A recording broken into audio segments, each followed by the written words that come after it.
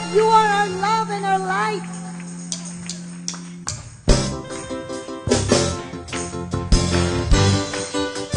We can clap our hands to God.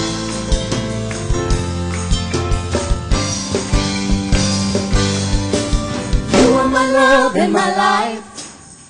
You are my purpose for living. You are my hope in the night, my reason for singing.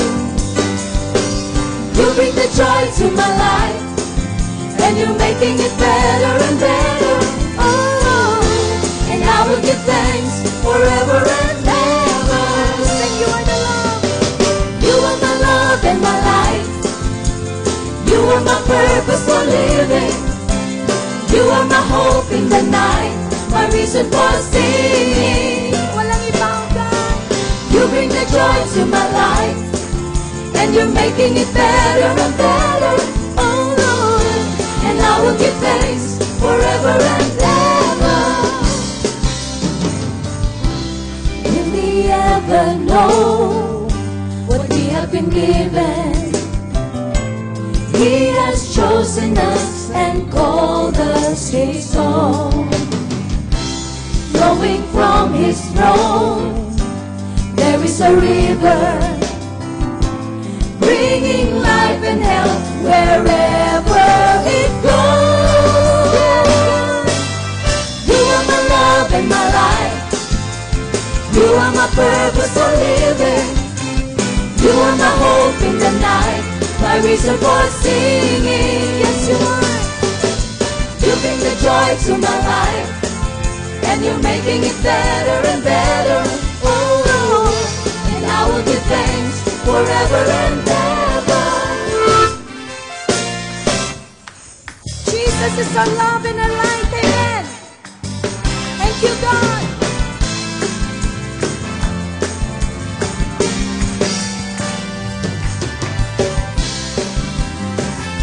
Oh, we praise your name today.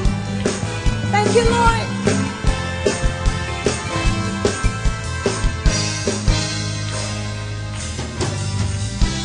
We will bless your name, always and ever, and offer up the sacrifices of praise. From our hearts, Teach us, Lord, we pray, to live in your presence. Make us more and more like you every day. You are my love and my life. You are my purpose for living. You are my hope in the night, my reason for singing. yes, you are. You bring the joy to my life, and you're making it better and better. Oh Lord, and I will give thanks forever and ever. Oh, what a joy to know. Oh, our Father loves us so. Amen. You are my love and my life. You are my purpose for living. Jesus.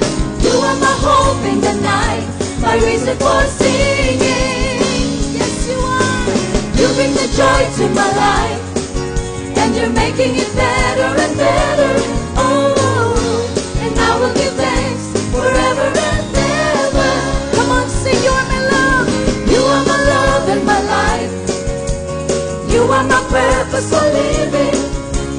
You are my hope in the night, my reason for singing. Oh, yes, He is. You bring the joy to my life, and you're making it better and better. Oh, and I will give thanks forever and ever. We give you thanks. And I will give thanks forever and ever. As long as we live, God. And I will give thanks forever and ever. Oh, yes, we give you thanks today, Lord. Hallelujah. Hallelujah. Patuloy kaming nagpapasalamat sa iyo, Panginoon. You are our love and our life, oh God. Thank you, Jesus. Thank you, Jesus. Thank you, Jesus. Brothers and sisters, aren't you glad that Jesus is our love and our light? Amen? Amen? Sa umagang ito, ako po'y namamanhik sa bawat isa. Kumakatok sa inyong puso. Let us we sing these songs of worship unto the Lord. Let us really mean it from our hearts. Amen? Na parang nagsasalita ka sa taong mahal mo.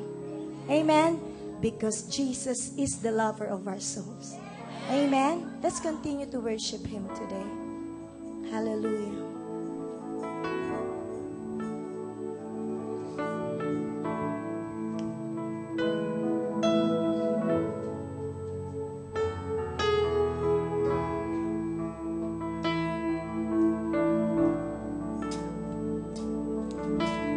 Lord, I stand in the midst of a multitude of those from every tribe and tongue. We are your people, redeemed by your blood, rescued from death by your love. There are no words even up to thank you. There are no words to express my praise, but I will Lift up my voice and sing from my heart with all of my strength. Come on, church. Hallelujah, hallelujah, hallelujah to the Lamb. Hallelujah, hallelujah. By the blood of Christ we stand. Every tongue, every tribe, every people, every land, giving glory, giving honor, giving praise unto the Lamb of God. Yes, we praise you, Jesus. Ladies, sing. Lord, we stand by grace in your presence, cleansed by the blood of the Lamb. We are your children, called by your name. Humbly we bow and we pray. All men sing. release your power to work in us and through us till we are changed to be more like you. Amen. Then all the nations must see, yes, your glory revealed and worship you. Hallelujah, hallelujah, hallelujah to the Lamb. Hallelujah, hallelujah.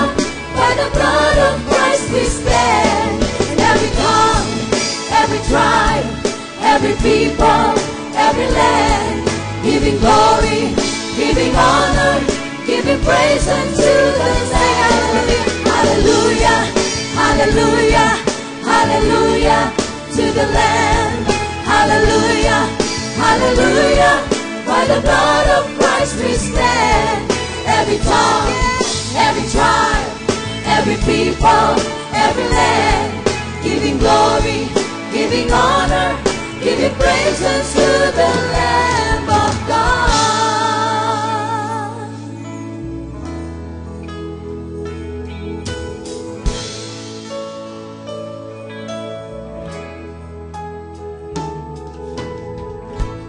My Jesus, my Savior, Lord, there is none like you.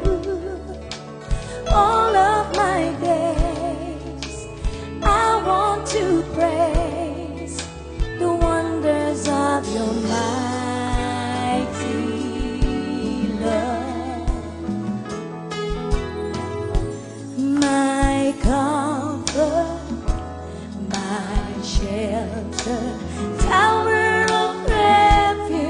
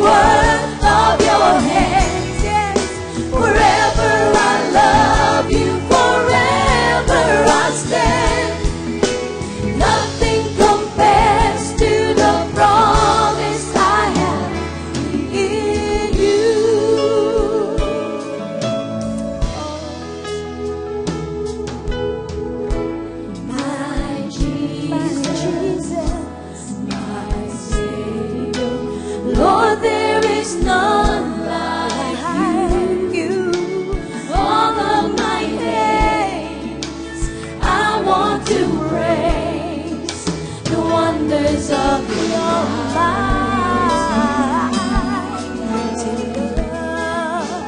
You're my comfort, you're my shelter, tower of refuge and strength. Let every breath and all that I am never cease to worship you.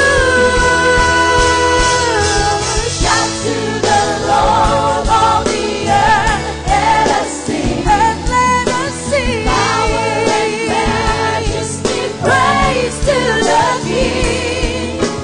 Mountains bow down and the seas will roar at the sound of your name. I sing for joy at the work of your hand. Forever I love you, forever I stand. Nothing compares to the promise I have. Oh, we shout to the Lord. Shout to the Lord, all the earth, let us sing. All let us sing. Power and majesty, praise to the King. Mountains bow down and the seas will roar at the sound of your name. I sing for joy at the work of your hands. Forever I love you, forever I stand. Nothing compares to the promise I have in you.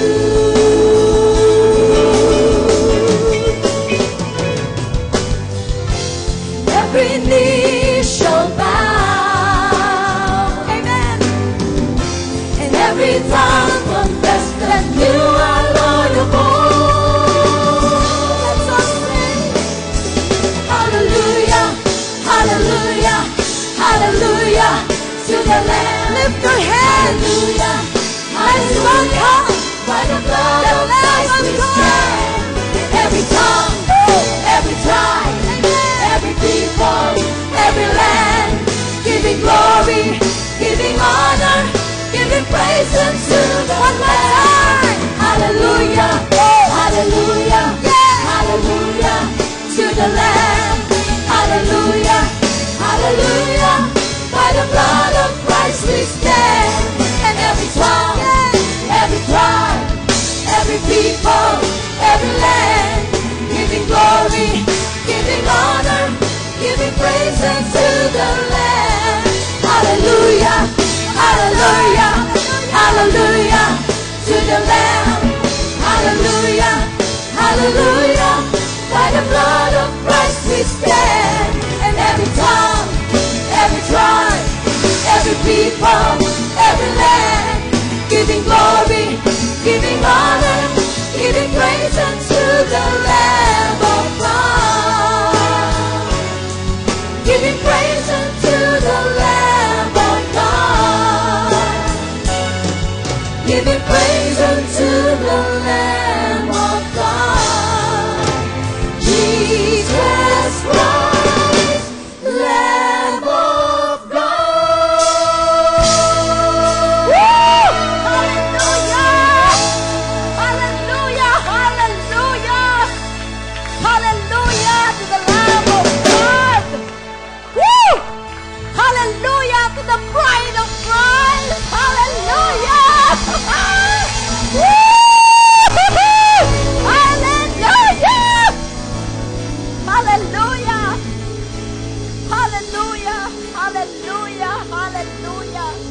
Heavenly Father, we honor you and worship you with all our being and with everything that we have. Jesus, we adore you. By your blood, we are here, alive, standing, anticipating, excited about your coming. You are the bridegroom that we are waiting for. Hallelujah. Maranatha, Lord. Come quickly to your people. Hallelujah. Marami pong salamat, O Diyos. Tunghayan mo ang iyong mga anak sa lugar na ito. Nagpupuri, sumasamba, nagpapasalamat ng buong puso, at buhay kami, Panginoon. Narito upang muli ikaw ay aming sambahin, awitan, katagpuin, Panginoong Diyos. Alam namin na meron kang inihanda para sa amin sa oras na ito. At excited kami, Panginoon, sa iyong mensahe. Alam namin, ito ay magbabago ng aming buhay, O God. Salamat po sa dakilang pag-ibig mo sa amin na hindi nagbabago, hindi malirip, hindi masukat. Salamat, O Diyos, sa presensya mo, pananampalatayanan namin, bawat isa sa pamamagitan ng iyong banal na Espiritu ay kakausapin mo sa umagang ito. Maraming salamat sa iyo, O Diyos. Sa iyo ang aming pinakamataas na papuri. And we command our soul to bless you and to praise you today. Every inner part of our body blesses you, O God. In the name of Jesus, we command our soul to bless you. Because if they bless you, they will receive their wholeness. In the name of Jesus, come on, church. I command my heart to bless you, Lord. I command my liver to bless you. I command my kidney to bless you. I command everything that is within me blesses you, Lord. I command my lungs to bless you. Every single part of my body, I command my pancreas to bless you. Hallelujah! Hallelujah! Hallelujah to the Lamb! Hallelujah! Maraming salamat sa iyo, Panginoon. Nagpupuri kami. Lord, hallelujah! Hallelujah! Kulang ang aming lakas upang purihin ka sa nais namin na level ng aming pagpupuri sa iyo, O Diyos. Salamat po. Alam namin narito ka sa aming kalagitnaan. Samahan mo kami hanggang sa huling bahagi ng aming pagsamba at paniniwalaan namin na bawat salita, Panginoon, nalalabas na, Lord, ibibigay ng banal na Espiritu, will minister healing to your people, will minister grace and comfort to your people today. We honor you, we bless your name. In Jesus' name we pray, and everybody said, Amen! Hallelujah! Palakpakan natin ang Panginoon. Woo! Yun. Ang sarap magpuri sa Panginoon, hindi po ba? Amen? Parang meron akong kausap na dalawa. Amen ba? Amen. Pwede na po tayong makaupo. At nais ko pong anyayahan ang mga panauhin natin ngayong umagang ito. Pwede po ba kayong tumayo para po ma-recognize namin kayo? Visitors! Wow! Palakpakan po natin sila. Sa gitna, meron ba? O yun, meron. Bisita sa gitna, palakpakan natin. Sister, tumayo ka. Yan. Dito po sa bandang kanan ko, meron po ba tayong panauhin? Come on. Wala? Wala? Meron ba? Sige na po, tumayo nga kayong lahat para malapitan kayo ng mga ushers. Glory to God. Palakpakan po natin sila. Hallelujah. Mainit sa bansang Pilipinas, Brother Jean. Sa Calgary ay -40. Hallelujah. Salamat sa salamat sa electric fan. Hallelujah. Are you ready for the word? Alam niyo po, tuwing tayo po ay nagpupuri, nangungusap po ang lyrics ng mga awitin, hindi po ba? Kaninang kinakanta natin yung Hallelujah to the Lamb. Ano nga yung may kinanta tayo about the blood of the Lamb? Nung isang araw po, itong mga nakaraang araw, ako po ay sobrang na-depress. Maraming nangyari sa buhay na parabang ako ay siguro ay, siyempre, nasa katawan pa tayo dahil sa pagpanaw ng aking mahal na kaibigan at kasama natin sa church, si Sister Lisa Garcia. Umuwi na po siya sa langit, so ako po ay nalulungkot. Hindi ko sobra akong nalungkot, na, siguro naapektuhan ako. Parang nagkaroon pa ng mga nangyari sa bahay na nakakanervyos talaga. At pakiramdam ko po parang mai-stroke uli ako. Parang namamanhid. Sabi ko sa Panginoon, I plead the blood of the Lamb. In Jesus' name, I plead the blood. Yun po ay 1:30 ng madaling araw. At wala po akong ginawa kundi mag-deep breathing. Nag-deep-breath ako. Alam po nyo, I plead the blood. I plead the blood of Jesus. Longevity and long life is my right as a child of God. I will live long. I am strong in the Lord. Alam nyo, yun yung mga pagkakataon na i-remind sa inyo ng banal na Espiritu ang mga gagawin ninyo to fight the good fight of faith. I refuse to be afraid. I refuse to be depressed. I am full of joy and I am getting the victory. So, lakad ako ng lakad, deep breathing. Tapos si Brother Ton naman, nandun ba ang asawa ko, masahiin mo ito. Kasi parang feeling ko mamanhid. Amen? God is good. Di ba sabi niya sa 2 Corinthians 2:14, He always leads us to triumph. Amen! Amen. Glory to God. Gusto ko lang pong i-share sa inyo sapagkat ang ating Panginoong Jesus ay Diyos na makapangyarihan. So, plead the blood. Plead His word. Confess His promises. Lord, longevity and long life is my right. Health is my covenant. Amen. And nothing of the things around me shall move me. Because I am a child of God. Amen. Amen. Okay. So sa umagang ito, alam niyo po last week, wala ako na-miss ko kayo last week. I was invited to speak to a church sa kanilang anniversary. At sabi ng pastor, Pastora, pwede po ba kayong mag-preach about preparing the bride of Christ? Nung una, sabi ko, preparing the bride of Christ. Ano kayang klaseng team yun? Amen? Pero alam niyo, kinausap ako ng banal na Espiritu. Sabi niya, this is what you are supposed to be doing because I am coming soon. Amen. So ngayong umagang ito, gusto kong i-share sa inyo. Actually, sinare ko to ng hapon after ng service last week. Kaya lang wala kayo doon. So gusto kong i-share ito sa inyo ngayong umaga. And you take this word seriously. Amen po ba? Nakikita natin lahat ng mga indications that the Lord is coming soon. Amen? Marami na tayong mga indication, kaya hindi na tayo nagugulat kung sinasabi nila may earthquake dito, nag-earthquake sa Davao. Sabi ng Panginoon, this must come. But these are just the beginning of sorrows. Amen? Simula pa lamang ito. More are coming. Natakot kayo? Natatakot ba kayo? Hindi.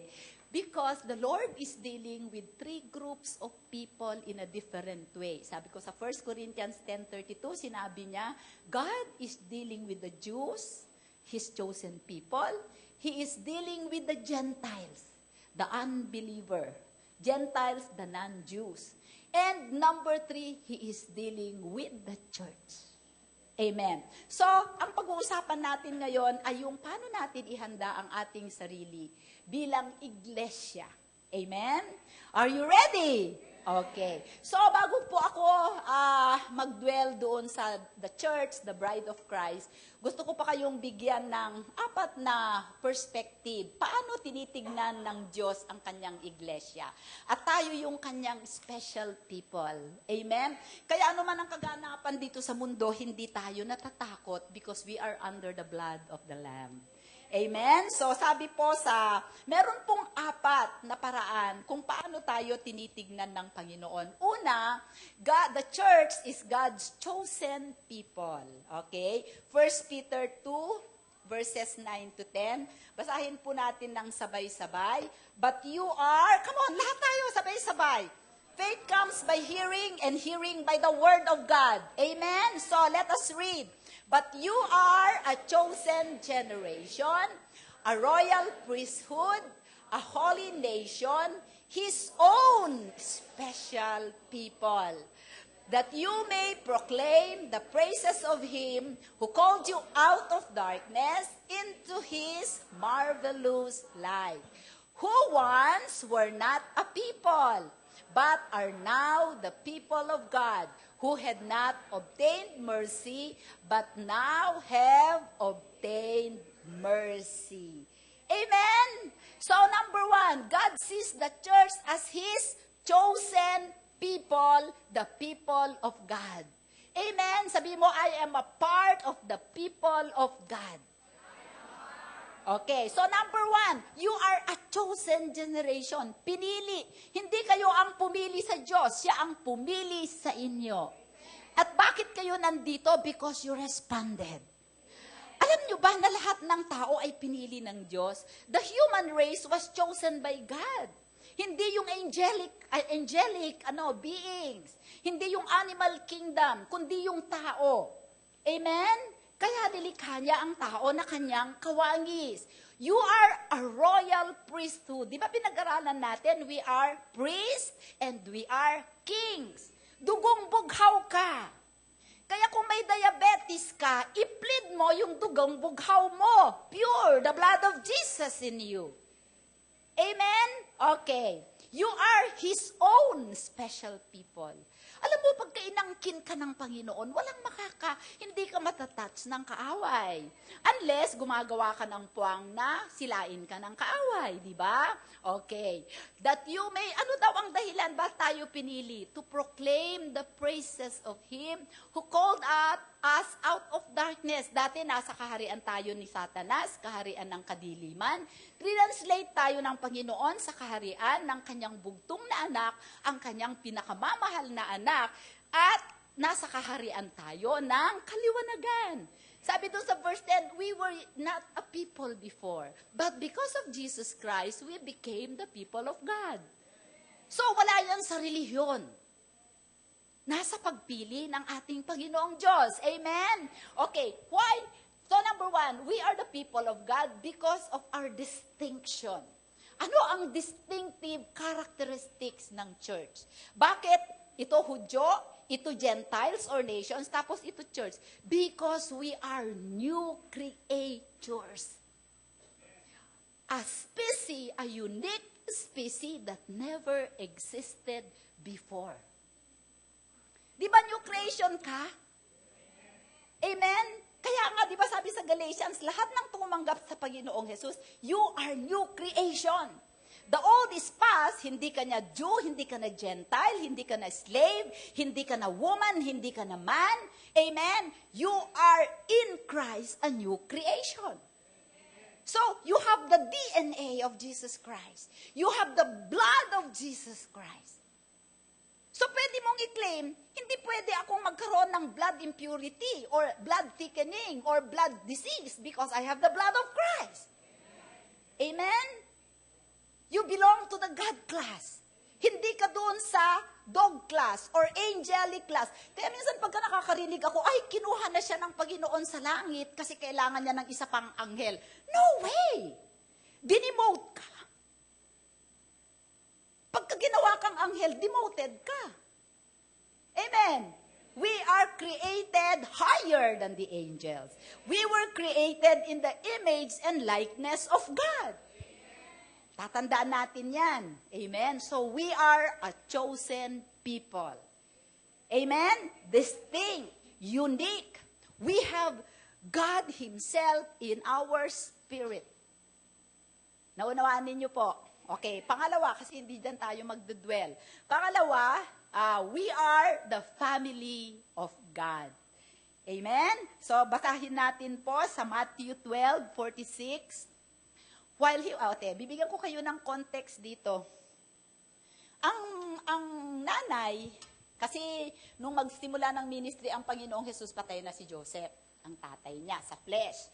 Okay, so ang kanyang mother, si Mary, at ang kanyang mga kapatid, amen, mga 6 na lalaki and at least 2 girls. They believe because Jesus was introducing a new dispensation, the dispensation of grace. Alalahanin ng ipanganak ni Maria ang Panginoong Jesus, the entire Judaism, okay, is under the law of Moses. Amen? Narinig na ninyo yan at alam ninyo yan. So, under the law sila. Ngayon, dumating ang Panginoong Jesus to introduce a new age or a new dispensation, the dispensation of grace. Kaya pagka nagpipreach siya about the kingdom of God, akala ng mga tao siya ay siraulo. Amen? At nung isang araw, nagpipreach niya naman siya sa isang lugar, napapahiya na yung kanyang mga kamag-anak, kaya ang ginawa nila, sinundan nila ang Panginoon to collect Jesus. Kukunin nila by puwersa si Jesus para itabi. Kasi nakakahiya sa kanilang kultura. Naintindihan ba ninyo yon? Okay, so nung papunta na sila dun sa place na yon, basahin natin, ha? While he, Jesus, was still talking to the multitudes, behold, his mother and brothers stood outside, seeking to speak with him. Next verse. Then one said to him, "Look, your mother and your brothers are standing outside, seeking to speak with you." But he answered and said to the one who told him, "Who is my mother, and who are my brothers?" And he stretched out his hands towards his disciples and said, "Here are my mother and my brothers. For whoever does the will of my Father in heaven is my brother and sister and mother." Amen. The church is called the family of God because it is all about relationships. Relationships to a father with the family of God, the brothers and the sisters in the faith. So, tayo ang pamilya ng Diyos. Napansin ba ninyo na nung na-born again kayo, mas closer sa inyo yung mga kapamilya nyo sa iglesia kaysa sa natural family ninyo na hindi born again, right? Because of Romans 8:15. Basahin natin sa Romans 8:15. For you did not receive the spirit of bondage again to fear, but you received the spirit of adoption by whom we cry out, Abba, Father. The Spirit Himself bears witness with our spirit that we are the children of God. God accepted us and adopted us into His family by the Holy Spirit. Amen. Kaya ang banding natin dapat ay matindi para tayong belekoy. Amen?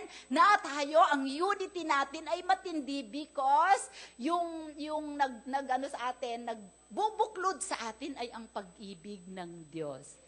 Amen? So, we are the family of God. Amen? So, pagka hinurt mo yung kapatid mo, nakahurt mo ang sarili mo kasi kapamilya ka. Amen? Napakapalad natin, pinili tayo ng Diyos na maging bahagi ng kanyang pamilya. That's why the church is not about religion. It's about relationships. Amen? Number 3, God sees the church not only as His chosen people, not only His family, but also the body of Christ. Amen?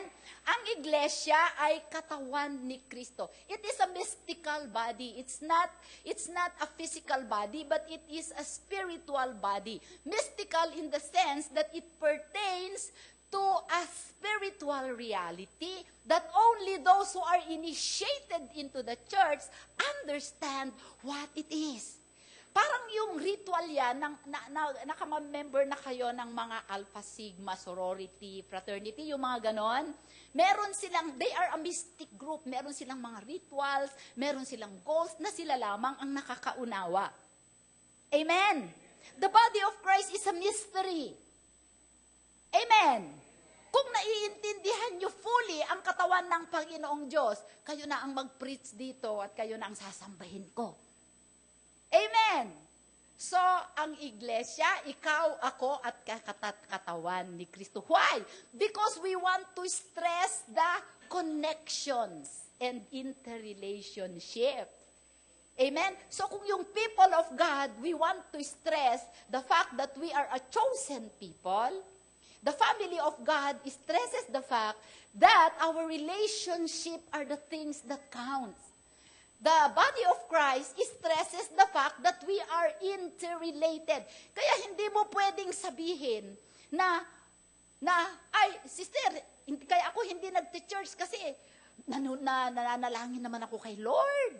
Nakikinig naman ako ng preaching sa TV. Mabuti nga sa TV, meron akong choice. Hindi pwede. Amen. You are connected to one another. Kaya nga sabi sa Hebrews 10:25, huwag niyong kaliligtaan ang pagkakatipon natin na kagaya nito, na katulad ng ginagawa ng iba. Because we supply one another. In the same na itong ulo, sinusuplayan niya yung aking shoulder. Yung shoulder ko, sinusuplayan niya yung aking arms para gumalaw ang aking daliri. Ganyan din ang iglesia. Hindi kayo pwedeng, you cannot stand alone. No one is an island. Kung kayo ay braso, hindi kayo pwedeng mabuhay ng braso lang kayo. Nakakita na kayo ng braso na naglalakad. Isang araw matutuyot. Amen? So, basahin natin. Ephesians 1:22. Kasi maraming ganyan Sister, ba't ang tagal-tagal mo na yatang hindi nag-church? Nananalangin naman ako sister. Hindi ko naman nakakalimutan si Jesus. Galing no? As if you can live by yourself. Okay. Alahanin ninyo, your physical life flows from your spiritual life. And your spiritual life flows from the head to the church. Amen. Ephesians 1:22 said, and he, Jesus, put all things under his feet and gave him to be head over all things to the church. Amen? So siya ang head, siya yung church, tayo yung church. Okay? 1 Corinthians 12:12-14, for as the body is one and has many members, but all the members of that one body, being many, are one body. So also is Christ. For by one Spirit we were all baptized into one body, whether Jews or Greeks. Pagka sinabing Jews, yung mga by blood, yung mga Hudyo. Greeks, yan yung mga non-Jew ang blood. Amerikano, Afrikano, Koreano, Pilipino, lahat yan, Greeks, okay? Whether slaves or free, and have all been made to drink into one spirit. For in fact, the body is not one member, but many. Amen? So, ang katawan, katulad ng katawan ko, marami akong bahagi. Meron akong mata, ilong na cute, tenga, di ba? Bibig, amen? Kadaliri, kamay. At kung ano ang panawagan mo sa katawan, yun ang gagawin mo. Bawat isa sa atin ay may kanya-kanyang panawagan at function. Yung kamay ay ginawa na, tawag dito, humawak, ganyan, mag-makeup, di ba? Hindi pwedeng gamitin ang paa sa pag-makeup. Kasi mahirap, di ba? Hindi siya ginawa pang makeup, pang lakad siya. Amen? Pang sipa. Okay. Pero huwag niyong sisipain yung mga mahal niyo sa buhay. Minamahal yung mga yan. Amen? Napakaganda kasi pagkaisipin mo, di ba naalala ko tuloy yung great image na napanaginipan ni Daniel? Di ba? Doon po sa Daniel, anong klaseng imahin yon? Di ba katawan din yon? Sa Daniel, ano bang Daniel yon? 2:32, yung napanaginipan ni Daniel na image, tignan ninyo. This image head was of fine gold, its chest and arms of silver, its belly and thighs of bronze, its legs of iron, its feet partly of iron and partly of clay. Di ba nakakatakot yung katawan na yon? Amen. Pero hindi ganon ang katawan ni Kristo. Amen? Kung ano ang ulo, yun din ang iglesia.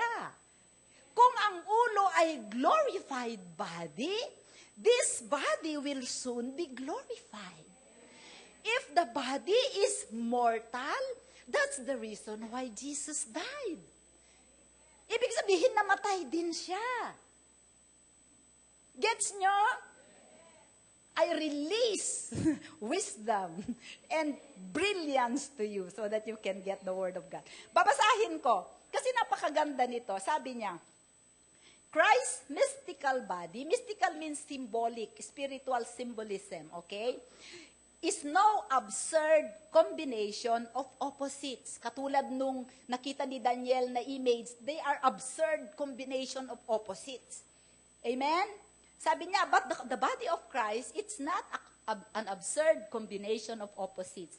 The members were mortal and therefore Jesus died. The glorified head is immortal and therefore the body is immortal too.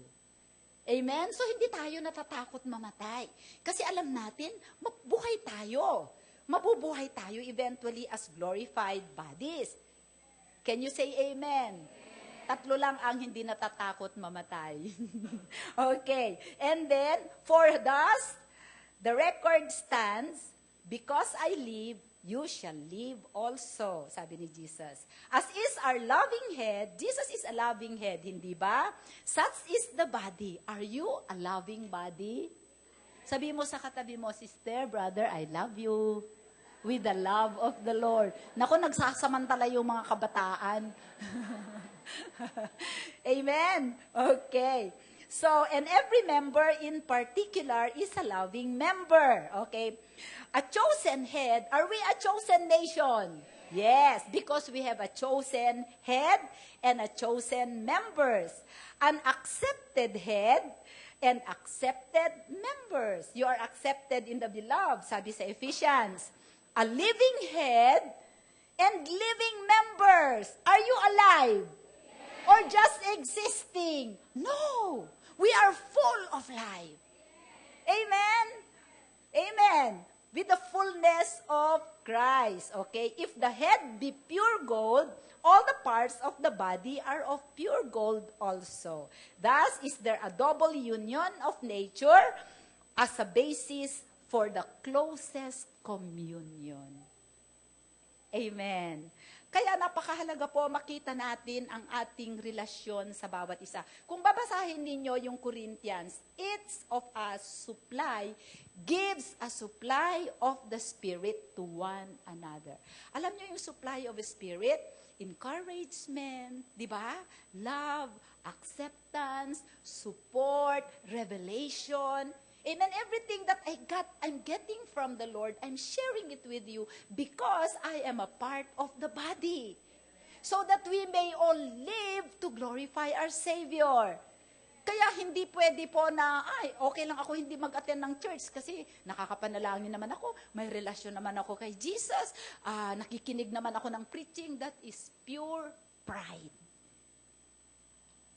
Amen. Pride. Okay.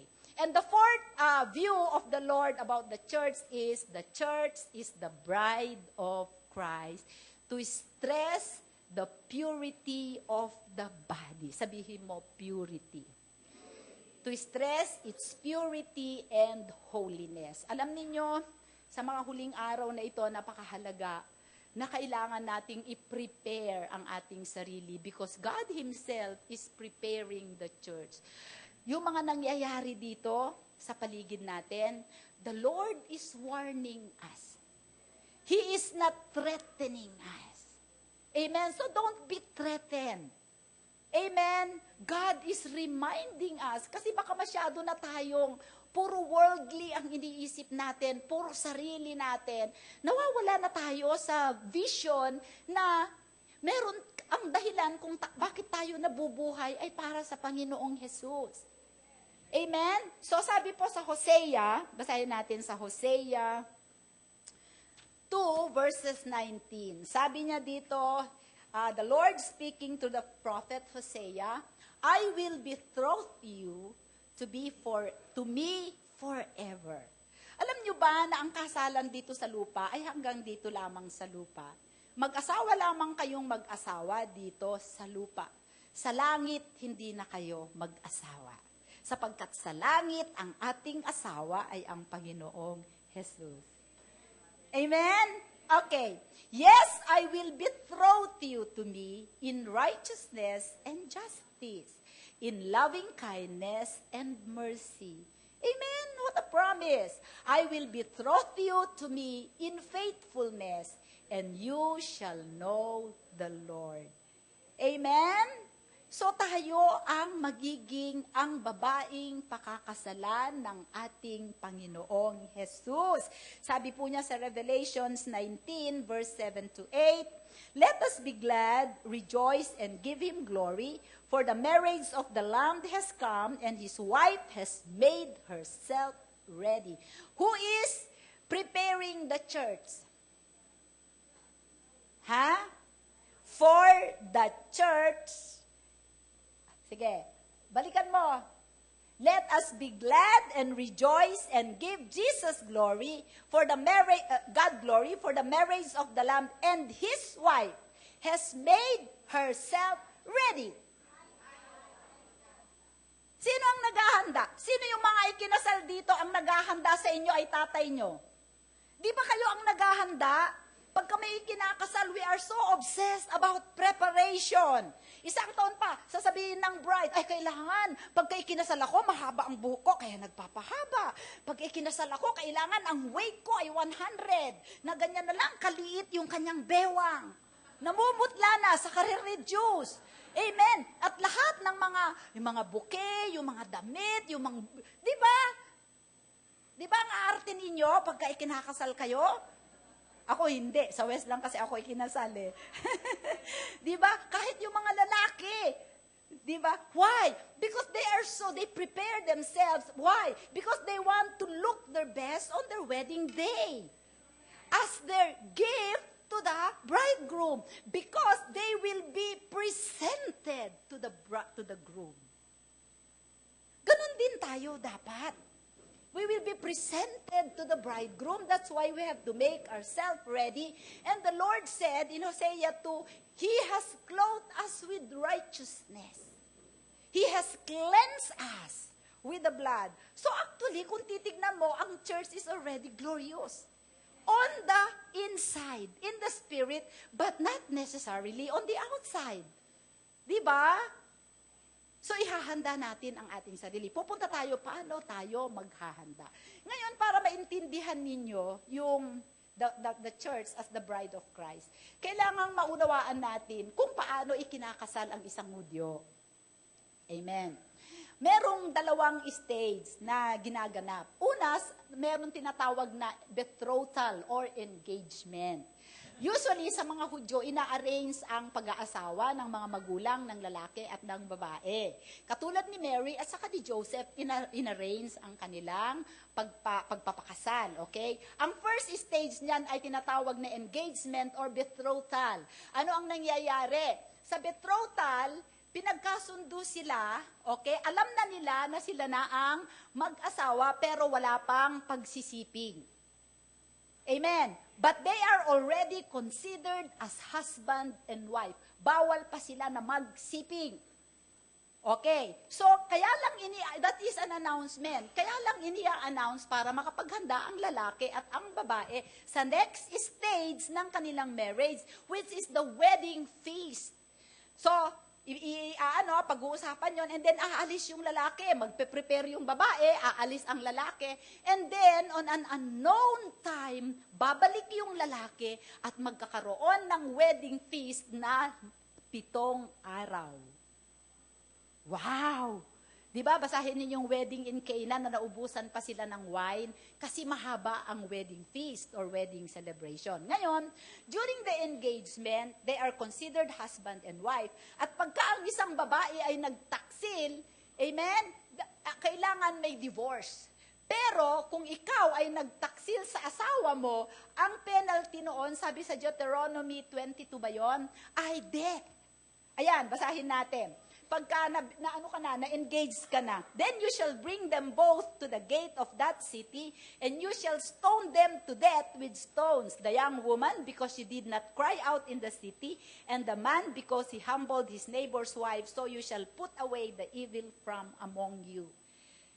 Amen? Pagka-engage na kayo, kaya si Mary, no, naka-engage siya kay Joseph, tapos nilimliman siya ng banal na espiritu at nagbuntis siya kay Jesus. Dahil mabait na tao si Joseph, gusto niya secretly i-divorce si Mary. Nagbabasa ba kayo? Malapit na ang Pasko, basahin na ninyo yan. Amen? Amen? Ngunit kinausap ng anghel si Joseph. Huwag mong i-divorce si Mary dahil yung batang kanyang ibinubuntis ay galing sa Diyos. Amen? Okay. So kung hindi, they should be stoned to death. Amen. Okay. So pagdating ng wedding feast, alam ninyo, habang sila ay naka-engage at hindi pa kinakasal, the woman, the bride is expected to be faithful. And she prepares himself with the attitude of excitedly anticipating the coming back of the groom.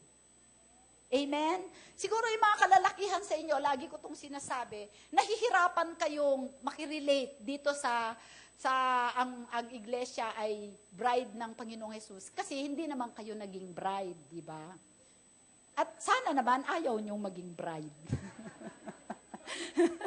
Amen. Marami na kasi mga lalaki ngayon, gusto nila mas maging bride kaysa maging groom, di ba? Okay. At ang babae, talagang nag-a-anticipate siya talaga sa pagdating ng kanyang groom. Kasi lalo na kung ready na lahat. Ang mga lalaki, hindi sila nag-a-anticipate. Mas excited sila sa honeymoon. In fact, inuuna nila ang honeymoon kaysa sa wedding feast. Wag. Di ba? Mulang kumikibo sa inyo. Amen. Okay. So, yung paano natin ipiprepare ang bride of Christ sa kanyang pagdating. Alam niyo, grabe ang pag-ibig ng Panginoong Jesus sa kanyang bride. Amen?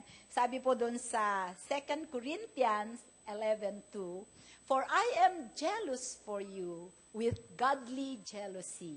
For I have betrothed you to one husband, that I may present you as a chaste virgin to Christ." Amen. Gusto ng Panginoon na i-present niya, chaste means holy. Chaste means pure. Amen? Hindi dun sa physical na, kung may asawa ka, syempre. Virgin in the spirit. Amen? Wala kang ibang sinasamba. Wala kang ibang pinaglilingkuran. Walang ibang laman ang isip mo na Diyos, kundi ang Panginoong Jesus. Amen? Yun ang ibig niyang sabihin. Sabi po sa Isaiah 61:1-10, sabi po niya, "I will greatly rejoice in the Lord. My soul shall be joyful in my God. For He has clothed me with the garment of salvation. He has covered me with the robe of righteousness. As a bridegroom decks himself with ornaments, and as a bride adorns herself with her jewels." Ang pag-ibig ng Panginoong Jesus sa kanyang iglesia, ibinigay niya ang kanyang buhay upang ang kanyang bride ay maging chaste, maging pure. Anong ginawa ng Panginoong Jesus? Ibinuhos niya ang kanyang sariling dugo para malinisan ang iglesia. Hindi ba? Ibinigay niya ang sarili niyang buhay, ibinigay niya ang kanyang katawan para ang kanyang iglesia will be disease-free. Ibinigay niya ang kanyang katawan para ang kanyang iglesia ay hindi siya poor. Amen? Ibinigay niya ang kanyang iglesia para ang kanyang espiritu ay dumating sa iglesia. Amen? Ibinigay niya ang kanyang iglesia para ang kanyang iglesia, ang kanyang bride ay masave. Masave dito sa mundong ito. Ang Panginoong Diyos, ibinigay niya ang banal na espiritu para ang kanyang iglesia ay mabalot niya, ma-encapsulate niya para hindi siya ma-defile ng mundo. So, ganyan ang ating kalagayan ngayon. In the Spirit, we are saved, We are robed with the righteousness of God. We are accepted in the beloved. We are highly favored. We are deeply loved.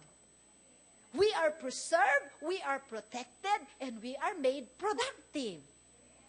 Ibang klaseng tao tayo. Kaya, alam mo, pagka pinag-aralan mo yung ang iglesia ay bride ng Panginoon, makikita mo ang klase ng pag-ibig ng Diyos sa atin. This is a lasting relationship. He is so jealous for us, and He wants to be intimate with us.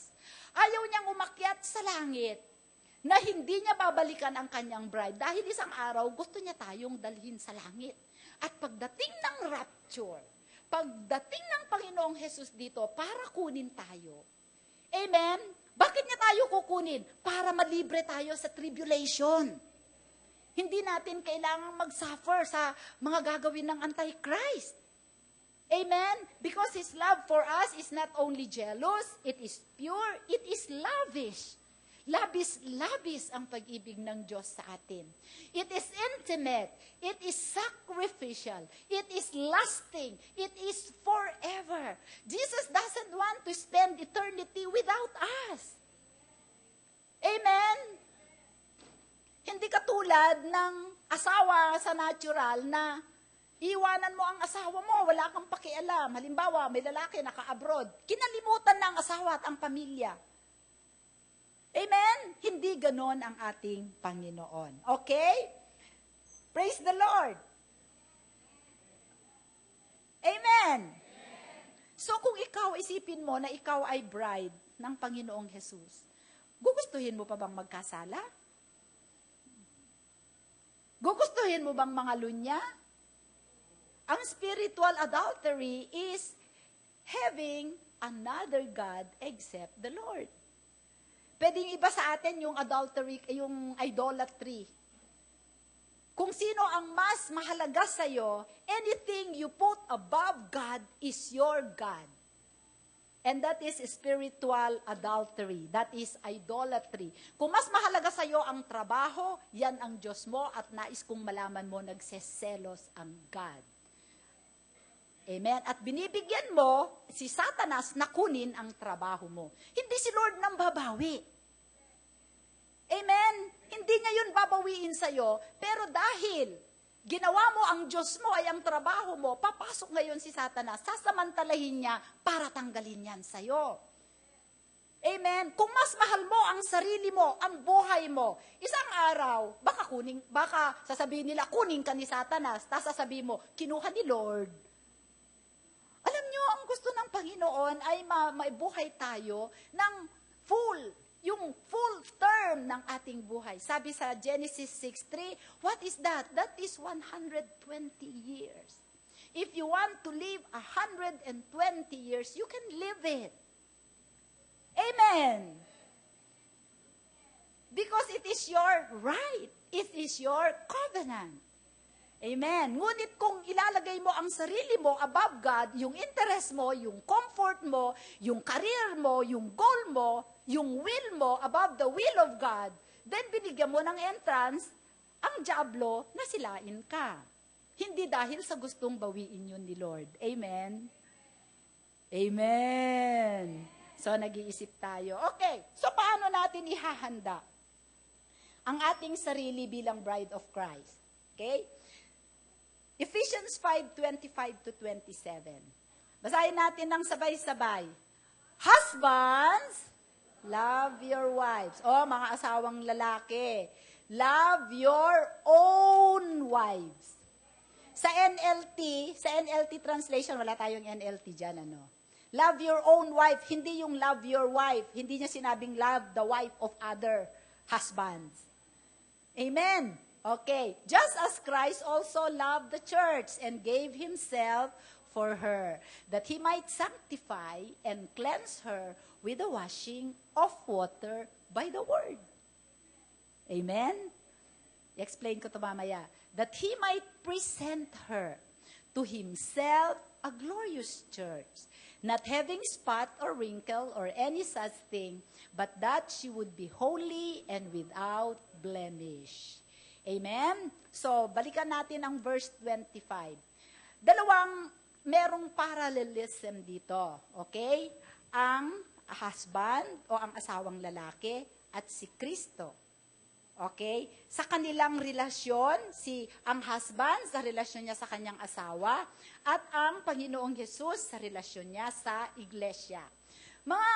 Mga kalalakihan, tingnan natin ang Panginoong Hesus kung paano niya nililinis ang iglesia at kung paano ninyo nililinis ang inyong asawa. Alam ba ninyo, mga kalalakihan, na ipipresent ninyo ang inyong asawa at ang inyong pamilya sa Diyos? Isang araw. At ngayon na nandito kayo, you are presenting your wives to yourself. Kasi, kayong mga kalalakihan, kung kayo ay ikinasal 20 years ago, yung asawa niyong pinakasalan 20 years ago ay produkto ng tatay niya. Pagka pinakasalan niyo siya after 20 years, hindi na siya produkto ng tatay niya, produkto niyo.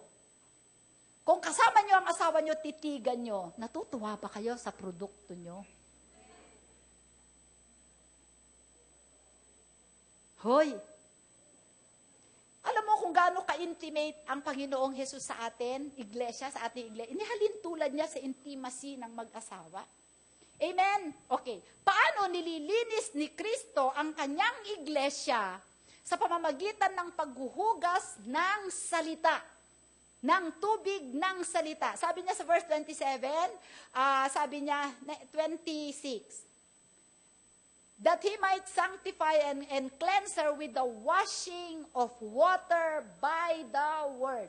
Husbands, ang Panginoong Hesus, tuwing ako ay nagpipreach dito, si Pastor Cesar, si Pastor Rosita, si Pastor Ayan, si Pastor Orly, si Pastor Mabel, ang inire-release namin na mga salita sa inyo, these are intended to wash you and make you clean and make you pure. If you receive it, you will be transformed from glory to glory. If you will not receive it, you will remain dirty when you get out of this sanctuary. Okay. So kung ganun ang correlation, paano nililinis ng asawang lalaki ang kanyang asawang babae? By your word. Amen? How do you remove the spot and wrinkles of your wife? If your wife is sickly, tell her, you are healed by the stripe of Jesus.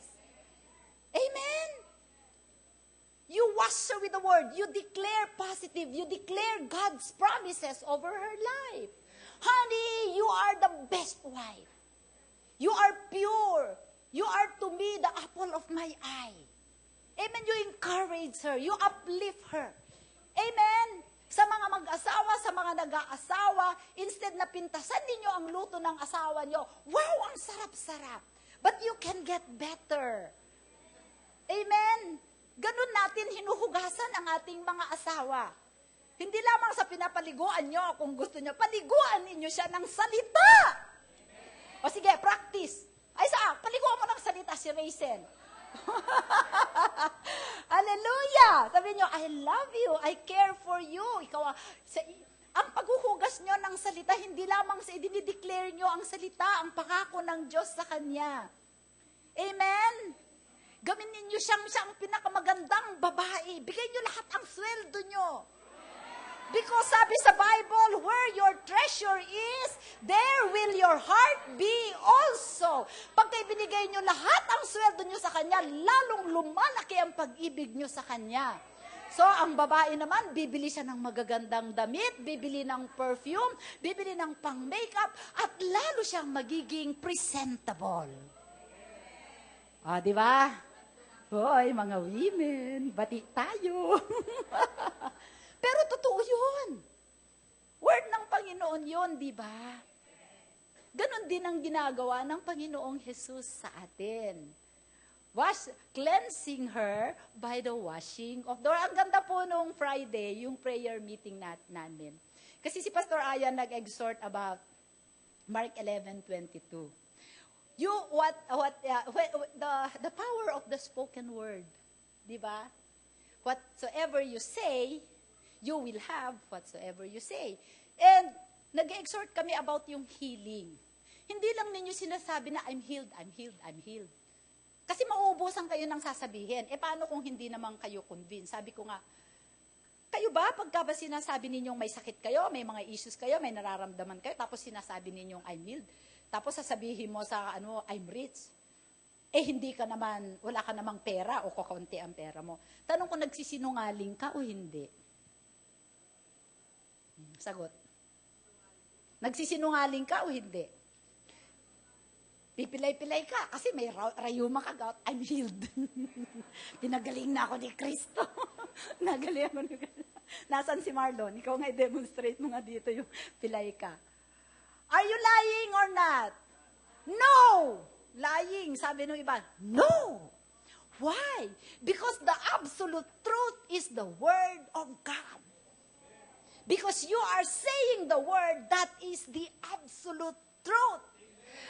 Why should you not think that you are lying? Because if you think that you are lying, there is guilt and condemnation. And that is the entry of the devil to rob you of your healing. That's why there is a confession to persuade your heart that you are not lying. I am not lying because that is what the Word says. And there is no absolute truth except the Word of God. The fact is, I may be sick, but the truth is, by the blood, by the stripes of Jesus, I am healed. So you confess it without the guilty feeling that you are lying. Amen. Revelation, ano? Grabe, tuwang-tuwa kami. So, pagka pala sinabi ko, I don't only confess that I am healed. Lord, I am the righteousness of God. Meaning to say, everything in Christ Jesus. Meaning to say, everything about me is right. And anything wrong in my body is not from Christ, who is my head. Uy! Amen? Amen. I cannot be sick. Because whenever God lays His hand on me, He is giving me healing. How did I get my sickness? By the laying of hand of God? No! Because every time God lays His hand, healing takes place. Sabi dun sa Malakay, the Son of Righteousness with healing on His wings. Amen? I have the earnest of resurrection. Amen. You can quote all the verses. You can wash your brain, your mind, which is doubting your healing, to be purified. So that you get purified, you become a church without spot and wrinkle. That's why, alam nyo, kaya napakahalaga ang salita na alam ninyo.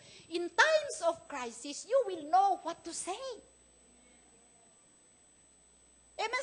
Sabi ko nung isang araw, nung sobrang parang feeling ko, ang ng katawan ko, buti na lang nung Friday ba yon, ayan na doon tayo nag-speak ng sa katawan natin. So I kept on saying, the Word of God is alive and powerful. It pierces the dividing of soul and spirit, bone and marrow. There is nothing within me that is not accessible to the sword of the Spirit.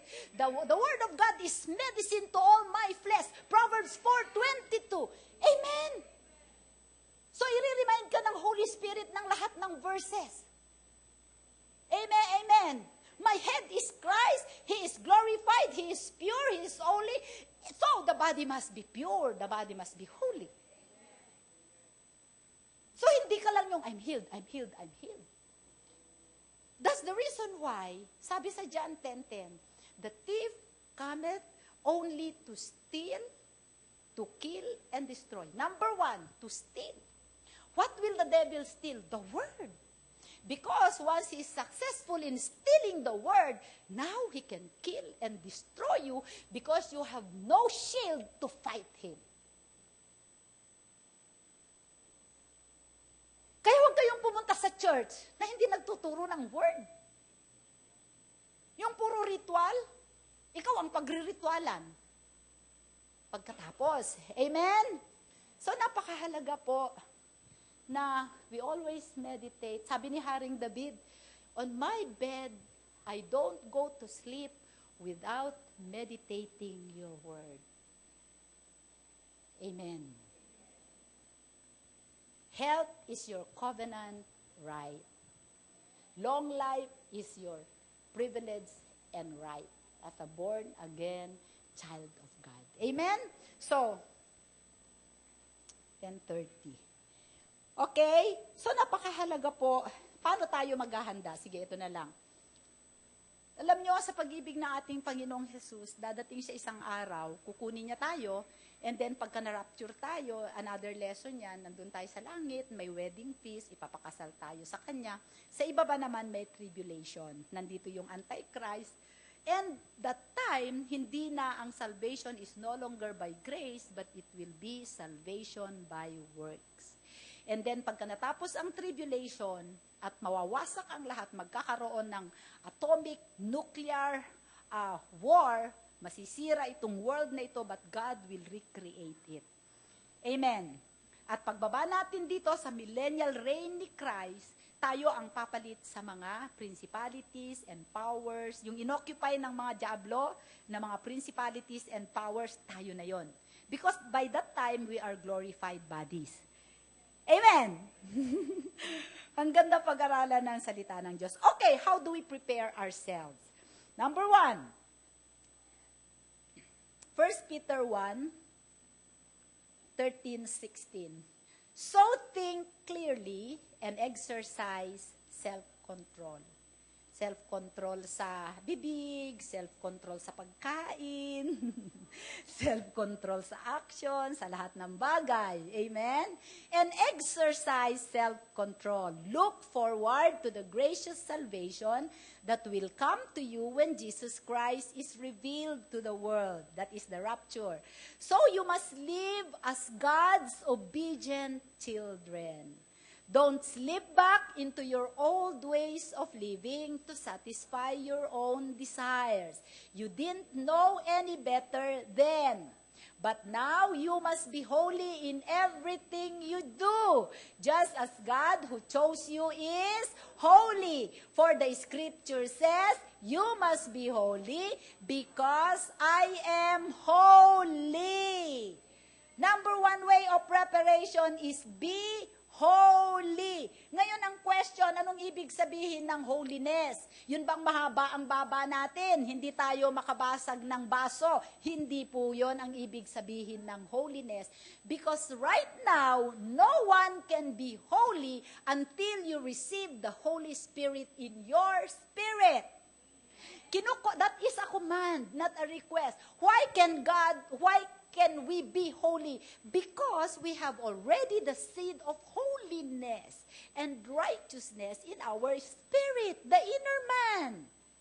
Ang gagawin na lang natin is we have to allow that inner man to come out and manifest in our physical body and in our physical life. Amen, alam niyo po yung spot doon, yung spot na sinasabi without spot and wrinkle, yun po ay yung defilement natin dito sa mundo na ito. Di ba? Pagka yung nakahawaan tayo ng kasalanan ng mundo na iispatan yung ating halimbawa, compromise, white lie, yung mga hindi mo alam na nagkasala ka na pala. Amen? Nag-advise ka ng sa isang tao, may nangyari sa tao, wala kang kaalam-alam, spots yun. Amen? Ang wrinkles naman ay yung the things in your heart and in your spirit that you allowed to enter into your heart and into your spirit that causes decay. Na yung mga defilement inside yan. For example, unforgiveness, o kaya bitterness. Pagka may bitterness ka dyan sa loob, di ba nagkakakos yun ng wrinkle? Ampalaya. Di ba ang ampalaya, kaya nga bitter gourd yun kasi meron kang bitterness. So alisin mo yun. Kasi ang gustong datnan ng Panginoon na iglesia ay maganda, youthful, at mabango. Walang wrinkle. Amen? At ang pinakamalaking wrinkle ng iglesia is unbelief, unforgiveness, selfishness, no submission, pride, disobedience. Amen. Alam po nyo ang ibig sabihin ng holiness. Naalala ninyo yung sa Deuteronomy 20. hindi ko alam, verse 12 ba yata yun? Nung sinabi ng Panginoong Jesus kay Moses, palabas na ang mga bayang Israel sa Egypt, papunta na sila sa Promised Land. Nagrereklamo na naman itong kongregasyon at wala na naman silang mainom na tubig. Sabi ng Panginoong Diyos kay Moses, pagdating ninyo sa lugar na ito, meron yang bato. Kausapin mo yung bato, sabi ng Panginoong. At lalabas ang tubig. Dahil sa inis ni Moses, sa kongregasyon na nagmamurmur, anong ginawa niya doon sa bato? Pinukpok niya. So ano ang sabi ng Panginoong Jesus sa kanya sa Deuteronomy 20 verse 12? Tignan natin kung ano ang ibig sabihin ng holiness. Now, if the city will not make peace you, then you shall, yun ba yun? Anyway, sige nga, verse 12, 20 verse 12 ba yan, bro? You shall besiege it. Hindi po yan. Mali yata ang aking verse. Anyway, ganito ang sinabi ng Panginoong Diyos. Pagkatapos na, huwag mo nang ilabas yan, bro. Pagkatapos, ikwento ko na lang sa inyo, pagkatapos na lumabas yung tubig, kahit na nagkasala si Moses, lumabas pa rin ang maraming tubig. Uminom pa rin ang kongregasyon at ang kanilang mga hayop. And then pagkatapos naman ay kinausap ng Panginoon si Moses. Because you did not believe me, my word. Ano ang word? Kausapin mo yung bato. Ang ginawa niya ay pinalo. Sabi ni Lord, because you did not believe me and hallow me in the sight of the congregation, you will not enter the promised land. After 40 years, na inilid niya yung mga tao na yon papunta sa promised land, siya ang disqualified. Bakit? Hindi siya naniwala sa salita at hindi niya sinunod ang salita. Ano ang sabi ni Lord? Because you did not believe me and hallowed me, made me holy. Kapatid, gusto ng Panginoon na maging holy tayo. Bakit? Sapagkat meron na tayong binhi ng holiness. We can be holy. Yung mga tao sa labas, they cannot be holy. They don't have the grace to be holy. But you have been given the grace to be holy because of the Holy Spirit living on the inside of you. So ang ibig sabihin pala ng holiness sa atin is faith in the Word, submission to the Lord, and obedience to His Word. That is the meaning of holiness. Again, faith in the Word of God, submission to God and His authority, and obedience to His Word. Amen. Yun ang ibig sabihin ng holiness. So how do we prepare ourselves? Let us believe God in His Word. Let us submit to His authority. And let us obey His Word. That is the meaning of being holy. Can you say amen? Amen. Tanungin ko kayo, mahirap ba? Mahirap ba? Because you have the grace of God. Amen. Number 2, malapit na tayo. Number 2, watch and pray. Luke 21:34 to 36. Pwede bang mas malaki? Ano mo nga? Watch out. Don't let your hearts be dulled by carousing and drunkenness. O, sino pa ba dito yung mga nag-iinom? Hindi naman po masama ang mag-inom. Huwag lang kayong maglasing. Correct? Oh, okay. Drunkenness and by the worries of this life. Don't let that day catch you unaware. Pwede ninyong, Jessie, pwede mong palakihin yan. Ano mo lang by verse. Don't let that day catch you unaware, like a trap. Ang pagdating pala ng Panginoon ay trap sa mga hindi naghihintay. Kung ikaw ay bride na hindi naghihintay, trap yon. For that day will come upon everyone living on the earth. Keep alert at all times and pray that you might be strong enough to escape these coming horrors and stand before the Son of Man. Oh. So ano daw ang ibig sabihin ng watch? Be alert. Huwag kayong tutulog-tulog sa pansitan. Huwag kayong matutulog sa church. Kung natutulog yung katabi mo, kurutin mo nga. Hallelujah! Kasi hindi kayo makakatakas. Dahil yung pagdating ng Panginoon is like a trap. To pray is to constantly be praying. Hindi naman kayo laging nag-overnight prayer. But when you wake up in the morning, you continuously communicate with God. Speak to Him every day. Kung wala kayong ginagawa, mag-thanks kayo. Kung nasa opisina kayo at routine yung ginagawa, nagtatangs lang kayo. Amen? Sabi sa Ephesians 6:18, keep praying in the Spirit at all times, in all kinds of prayers. Say the word, speak the word, pray the word, worship the Lord, thank the Lord. Those are all part of praying. Amen. So, watch and pray. Amen. Huwag kayong tutulog-tulog. At pwede ba, magbasa kayo ng chapter ninyo sa Bible, 1 chapter a day. Mahirap ba ang 1 chapter a day? Oh, magsimula kayo sa Matthew. Amen. Okay, number 3, be faithful. Maging tapat. Matthew 24:45-51. Alam naman niyo itong parable na ito. Ito yung ang kanyang Panginoon ay umalis. Amen? At ipinamahala niya sa kanyang isang servant. Ngunit nung wala ang kanyang servant, ano ang ginawa niya? Pinagbubugbog niya yung mga kasama niya sa bahay. Hindi niya ibinili ng pagkain. Amen. So ano ang ginawa ng Panginoon? Nung dumating siya, hindi siya tapat sa kanyang Panginoon. Kung tayo ay bride ng Panginoon, kailangan maging tapat tayo sa Kanya. Amen? Kung ano yung panawagan mo, anong ipinapagawa niya sa iyo, mag-focus ka dyan. Kung ikaw ay tinawag ng Panginoon na tagalinis ng kubeta, ng church, at hindi, tagalinis ka ng kubeta, gusto mo, ikaw ang praise leader. O kaya, tinawag ka ng Panginoon na maging usher. Gusto mo, ikaw ang preacher. Kung magiging tapat ka sa panawagan mo, kung ako ay nakapagwagi ng 1,000 kaluluwa dahil sa katapatan mo sa pag-a-usher, yung 1,000 na kaluluwa na pinagwagian ko, credited din yon sa'yo. Ngunit kung ikaw ang nag-preach, ngunit kung ikaw ay nag-preach at nakapagwagi pa rin ng kaluluwa, wala kang credit doon. Wala kang credit doon sa langit. Hindi sa credit para ma-save ka, kundi reward mo pagdating sa langit. Lahat tayo may reward pagdating sa langit.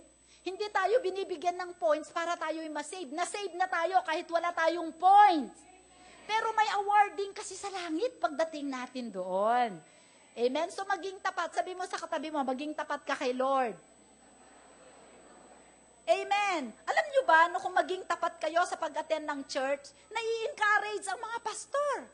Kaysa yung absent kayo ng absent, nadidepress yung mga pastor. Amen. Kung na-encourage yung mga pastor, ganado silang mag-aral. At maraming revelation, di ba? Yung pala, yung revelation na yung pastor na yun, ikaw ang nag-contribute dahil na-encourage mo siya. Kaya pagka nakapagwagi siya ng 1,000 kaluluwa, kasama ka doon. Okay. Number 2. So, anong sabihin natin? Be holy. Okay? Live the righteousness of Christ that you are robed with. Okay? Number 2, be watch and pray. Number 3, be faithful. Number 4, 5 lang po ito, kaya malapit na tayo. Naiinip na ba kayo? Okay. Number 4, tingnan muna natin. Matthew 25:1-13. Alam na ninyo ito, yung the parable of the 10 virgins. Amen? Itong the parable of the 10 virgins, ikukwento ko na lang sa inyo, di ba? Merong 10 virgin. Hinihintay nila ang pagdating ng groom, ng bridegroom. Okay? At itong 5 virgin ay, meron silang lampara, lamp. Yung 5 virgin, hindi sila naghanda ng kanilang oil. Okay? So, nung hintay sila, ang tagal ng paghihintay nila, naubusan na sila ng oil. So, ang ginawa nila, manghihiram sila. Sabi mo, hiram. Manghihiram sila dun sa 5 virgin na mayroong provision ng oil. Naghanda sila ng maraming oil. Okay? So, ngayon, nung malapit nang dumating ang wala na silang oil. Kaya ayaw naman silang pahiramin ng 5 virgin kasi sabi niya, hindi namin kayo pwedeng pahiraman kasi pagka naman kami ang naubusan, wala rin. Malayo yung bibilhan ng oil. Diba? So, napilitan yung 5 virgin na umalis para bumili ng oil. pag alis nila, dumating ang nobyo. Okay? At nung dumating ang nobyo, sino ang inabutan? Yun lamang may oil. Nung dumating yung mga bumili ng oil, ano ang nangyari? Sarado na yung pinto. Nawala na sila ng pagkakataon, naiwanan sila. Amen. Ano ang lesson yan sa atin? Okay. Sabi nung iba, yung oil ay yung Holy Spirit. Okay? No. Sapagkat kung ang Holy Spirit ay ipinamigay mo, lalong dumadami. Amen. Pero ito ay physical oil talaga. Ano ang issue doon? Yung light. Kung wala kang oil, wala kang ilaw. Sabi sa Matthew 5:16, let your light so shine so that the world will glorify your Father who is in heaven. So, anong ibig sabihin? Yung, di ba, parable of the foolish and the wise virgin, ang pang-apat sa paghahanap natin, at let us be wise in the Lord. Let us be wise in the use of our resources. Let us be wise in the use of our money. Amen? Paano? Ang issue po doon ay yung, let your light so shine before men that they may see your good works and glorify your Father who is in heaven. So ano pala yung light? Good works. While we are waiting for the bridegroom, let us do good works. Tumulong tayo sa mahihirap. Magbigay tayo. Amen?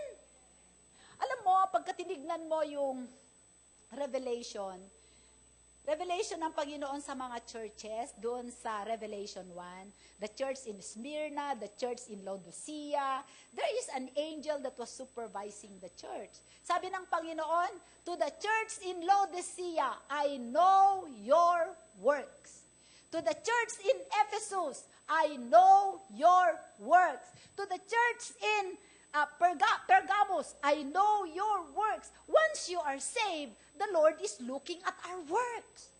Hindi ka pwedeng maging super kuripot tapos ihingin mong yumaman ka kay Lord. Amen? Yung ibang mga Kristiyano, save na ako. Save ka na, pero hindi ka nagiging ilaw. Maiiwanan ka, sister, brother. Ibig sabihin, gamitin mo ang resources mo para sa kalwalhatian ng Diyos. Katulad ngayon, yung ating kapatid, si Lisa, nakaburol. Alam po ninyo, ulila ng dalawang magkapatid na yon. I-encourage ko kayo na tumulong. Okay lang nandun tayo, encourage natin sila. But ang reality is they need money. If you can afford to give 20 pesos, it will count. Kasi ang laki ng nagastos nila sa hospital, 103,000 plus. Wala silang hanap buhay na maayos. So ito yung time na yung ating pagiging family of God, yung ating pagiging body of Christ, yung ating pagiging bride of Christ, yung ating pagiging chosen people, this is the proper time na mag-light tayo para sa kanilang mga kamag-anak na hindi pa Kristiyano. Alam nyo, napakadaming practical ways na tayo ay gumawa ng good works. At marami sa atin nagtetengang kawali. And that's the reason why hindi rin tayo napagpapala. Amen? Alam mo, the love of God is not only sacrificial, it's not only fervent, it's not only forgiving, it is also practical. Sabi mo, practical. Amen. So, be wise. Be wise. Alam nyo, kung sa pagbibigay lalo na, magbigay kayo ng ikapo nyo, pagpapalain kayo, magbigay kayo ng offering, tumulong kayo sa mga nangangailangan. I bet you liliwanag ang body of Christ. Amen? So last, number 5, Parable of the talents, sa Matthew 25:14 to 29, alam niyo yung parable of the talent. Merong tatlo, di ba? Binigyan ng 5 talents yung isa, binigyan ng 3 talents yung isa, binigyan ng 2 talents yung isa, tapos yung isa binigyan ng 1 talent. Okay? Yung naka-receive ng 1 talento, anong ginawa niya sa kanya? Yung nakatanggap ng 5 talento, anong ginawa niya sa 5 talento? Ininvest niya at nagkaroon pa siya ng 5. Okay? Nung dumating ang kanilang Panginoon, nag-report sila kung ano ang ginawa nila sa puhunan. Talent. It can be money, it can be your personal talent. Pagkanta, pagdrawing, pagsayaw. Amen? Anong ginawa mo sa talento mo? Alam niyo po, nakikita niyo ang worship team dito. Dati, yung isa ang talent na, nasaan si Eli Boy? Oh. Dati ano lang ang talent ni Eli Boy? Ano ba yan? Conga. Ito ba? Conga ba to, Chris? Oh, Conga. Kahit ano daw, okay na. Ngayon, nagbe-bass guitar na siya. Minultiply ni Lord ang kanyang talent.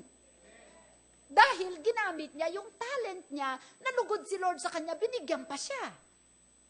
Amen. At kung nakita pa ninyong sumayaw yan, o pag Gangnam Dance, chok, di ba ang galing? Di ba? Oh. Ano ninyo ang talent ninyo? Pera ninyo. Anong ginawa nung 5 binigyan ng 5? Nung dumating ang Panginoon niya, binigay niya ng additional 5 pa. Yung binigyan ng 3, naging 6. Yung binigyan ng 2, naging 4. Yung binigyan ng 1, ibinaon niya anong ginawa ng Panginoon. Itinapon siya sa lugar na madilim. At merong nagngangalit na mga ngipin. So, saan siya napunta? Ha? Oh. So, number 5 is be fruitful. So, number 1, how do we prepare? Be holy. Watch and pray. Be faithful. Ano pa? Be wise in the use of your resources. Be wise in the Lord. Number 5, be fruitful. Maging mabunga ka sa buhay mo. Kung ikaw ay tinawag na mag-share ng word, maging mabunga ka sa kaluluwa. Maging mabunga ka sa iyong mga pananalapi. Amen? Maging mabunga ka sa good work. Nagpo-produce ka, nagmo-multiply ka. Amen? Huwag mong itago ang talento na binigay sa iyo ni Lord. Ano ang sabi ng Panginoon? Pag itinago mo pa yan, yung isa pa na yan na binigay sa iyo, mawawala kasama ang kaluluwa mo. Amen? Tinatakot ko ba kayo? Hindi. Winawarningan ko. So, anong gagawin natin, mga kapatid? Sa ating paghahanda, alam ko, lahat tayo ay naghahanda kasi malapit na ang panahon. Maging mabunga tayo sa kaluluwa. Alam nyo, puntahan na ninyo yung mga mahal nyo sa buhay. Amen? Kaya ba ninyong, ang Panginoong Jesus ayaw niyang mabuhay sa eternity nang hindi tayo kasama. Kayo ba, kaya ninyong mabuhay sa eternity, hindi nyo kasama ang mahal nyo sa buhay? Ipanalangin na natin sila. 2 Corinthians, patapos na po ako, 13:5-6. Ano ang sinasabi? Examine yourselves to see if your faith is genuine. Amen? Test yourselves. Surely you know that Jesus Christ is among you. If not, you have failed the test of genuine faith. Kayo ba? Nag-e-examine ba kayo ng sarili nyo? Lord, faithful ba ako? Productive ba ako? Wise ba ako sa paggamit ng ipinagkaloob mo sa akin? Amen? Banal ba ako sa harapan mo? Hindi. Amen. I-test ninyo itong sarili ninyo sa 5 na yan. Once you have examined yourself, Romans 14:10, anong sabi niya? Judge yourself. Na-examine mo ang sarili mo, nakita mo, ang dami mo pala ditong dumi. Papabayaan mo lang ba yung dumi na yon o aalisin mo? But why do you judge your brother? Or why do you show contempt for your brother? For we shall all stand before the judgment seat of Christ. Sabi sa Hebrews, how fearful it is to fall on the hands of a living God. Amen. Praise the Lord for Jesus Christ. Hindi na tayo mahuhusgahan, pero baka wala kang makuhang reward. Amen? So, and then,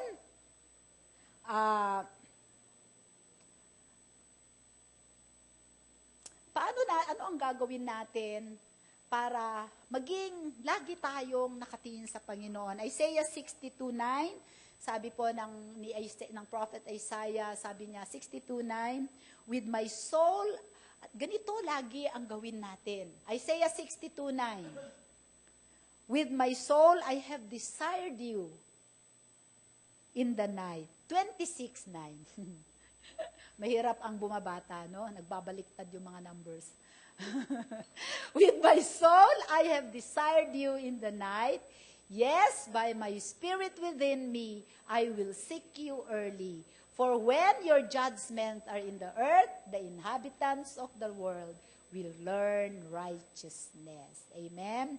And then last word, Isaiah 33:6, wisdom and knowledge will be the stability of your times, and the strength of salvation. The fear of the Lord is His treasure. Amen. If we are continuously looking to Jesus, looking unto Jesus, wag po nating ihiwalay ang pangin natin sa Panginoong Hesus at ang Kanyang salita. At alam ko, yung pagiging, kasi banal na tayo sa loob di ba? Magiging magpo-flow na lang yon from our inner being. If you are continuously mindful of the things of God, you don't have to have extra effort to be watchful because the Holy Spirit will give you an unction. Hindi kayo kailangan maging conscious. The Holy Spirit who is abiding in you will continuously caution you, instruct you, direct you, guide you, and lead you unto all righteousness. Amen. Tanong ko sa inyo, kung dumating ngayon ang Panginoong Jesus, are you ready? Praise the Lord, tayo po ay tumayo. Hallelujah! Thank you, Lord. Napakahalaga po nito kung kayo ay, hindi po natin yan magagawa kung wala tayo sa Panginoong Jesus. Amen? So mahalaga po, sigurado kayo na naisuko na ninyo sa Panginoong Jesus ang buhay nyo. So ngayong umagang ito, bibigyan ko kayo ng pagkakataon. Alam niyo po, hindi relihiyon, kundi relasyon natin sa Panginoong Jesus. Amen? Sabi sa John 1:12, and yet to all who receive Him, to those who believe in His name, Jesus Christ, He gave the right to become children of God. Amen? So lalo na po sa ating mga panauhin, nais ko po kayong anyayahan na isuko natin ang ating buhay sa Panginoong Jesus at bigyan natin siya ng karapatan. Amen. Napangasiwaan ang ating buhay. Tayo po ay yumuko at kung nais po ninyo makasiguro na kayo ay nakatago sa Panginoong Jesus ngayon upang kayo ay makasama sa langit, nais kong sabihin ninyo ito, Panginoong Jesus, kailangan kita. Sa oras na ito, isinusuko ko ang aking buong buhay sa iyo. Ako'y nananampalataya sa aking puso na ikaw ang anak ng Diyos, ikaw ay Diyos at Panginoon. Ngayong araw na ito, itong oras na ito, Panginoon, tinatanggap kita bilang Panginoon, Hari ng aking buhay at personal kong tagapagligtas. Maraming salamat. Mula ngayon, sa iyo na po ang aking buhay. At isang araw, Panginoon, nais ko na makasama, Panginoong Diyos, bilang bahagi ng iyong iglesia, ng iyong pakakasalang babae sa langit. Marami pong salamat sa kaligtasan na ipinagkaloob mo sa akin. Tinatanggap ko ang banal na Espiritu na manahan sa aking puso upang bumabay sa aking buhay magpakailanman. Salamat po sa iyo. Ito ang aking dalangin sa pangalan mo. Heavenly Father, we thank you, Lord, for your word. We thank you, Lord, for a realization, O God, that we cannot stand alone as a people without you. Salamat po sa pangungusap mo sa bawat isa sa amin. Nais ko na bigyan mo kami ng biyaya na matupad ang iyong mga salita at magpasakop lagi sa pamumuno mo sa aming buhay. Pinupuri ka namin, sinasamba ka namin, Ama, at paniniwalaan namin na sa oras na ito, banal na Espiritu, ay hinaplos Pinagtatapos mo ang bawat anak mo sa lugar na ito. Lahat ng may karamdaman ay gumaling na sa pangalan ni Jesus at lahat ng may pangangailangan ay tinugon mo na ang kanilang mga pangangailangan. At salamat po sa provision mong mayaman sa bawat isa sa amin. Ito po ang aming dalangin sa pangalan ni Jesus at lahat ay magsabi ng Amen! Hallelujah!